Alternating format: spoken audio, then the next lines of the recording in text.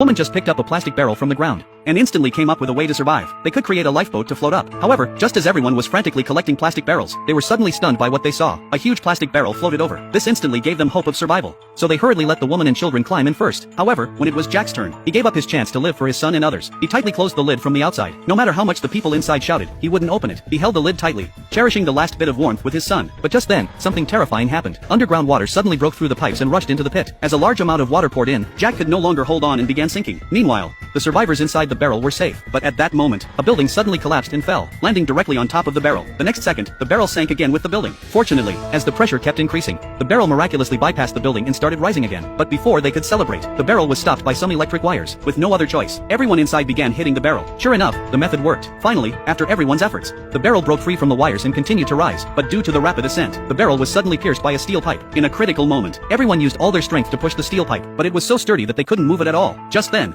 they heard a strange sound from above the barrel. It turned out that Jack, who could swim, had caught up from behind. He kept kicking the barrel until he managed to push it free. But at that moment, water began pouring into the hole of the barrel. The people inside were helpless. In a critical moment, a young man punched the hole, unexpectedly blocking it perfectly. At this moment, Jack desperately tried to grab the barrel, but the buoyancy was too strong, and he couldn't catch up. Fortunately, heaven favors good people. In a critical moment, a wire behind the barrel got caught on his foot. The next second, the barrel surged toward the surface at full speed. Eventually, they all safely reached the surface.